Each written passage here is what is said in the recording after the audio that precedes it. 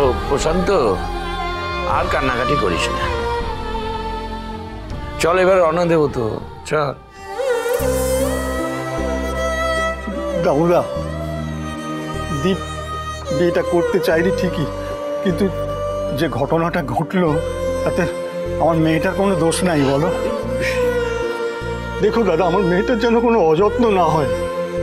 আমি জানি ও বাড়িতে আমার মেয়েটাকে কেউ মেনে নেবে না, কিন্তু দাদা তুমি তো আছো, তুমি আমার ভরসার জায়গা, একটু ওকে দেখো দাদা।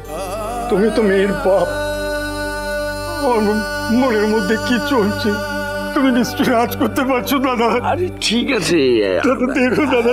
আরে এত চিন্তা করতে হবে না প্রশান্ত, আমি আছি তো, একদম চিন্তা করতে হবে না। হ্যাঁ দাদা, কাঁদিস না।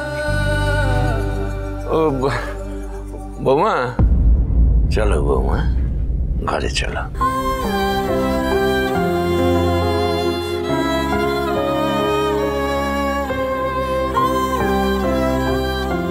মোড়ল মশাই, আমরা তাহলে আসি। হ্যাঁ, যাও দামোদর, যাও, তোমার ছেলে বৌমাকে নিয়ে এবার বাড়ি যাও। অনেক অবহেলা হয়েছে মা লক্ষ্মী, এবারে ধুমধাম করে বরণ করে বৌমাকে ঘরে তোলো। এই প্রশান্ত, আয় আয় আয়, চলো বৌমা, দীপ আয়, সবাই আয় আয়।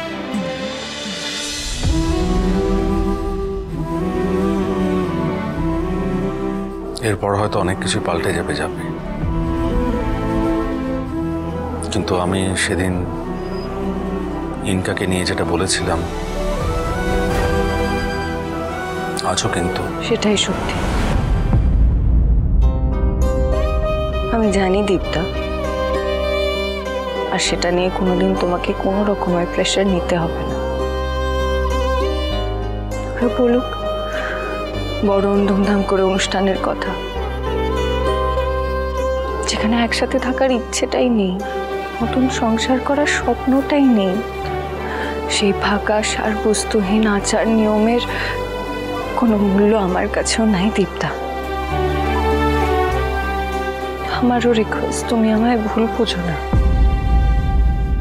এসব কিছু দরকার নাই গো, আমার কিচ্ছু চাই না।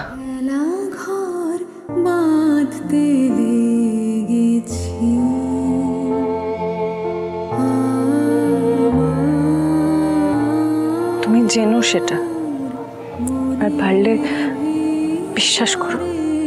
খেলা ঘর বাঁধতে লেগেছি, কত রাত তাই তো জেগেছি, বলবো কি।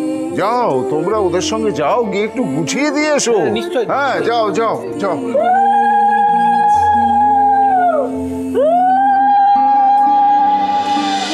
লক্ষ্মী ঝাঁপি প্রতিদিন সন্ধ্যে 6:30টায় স্টার জলসায় ও জিও হটস্টারে।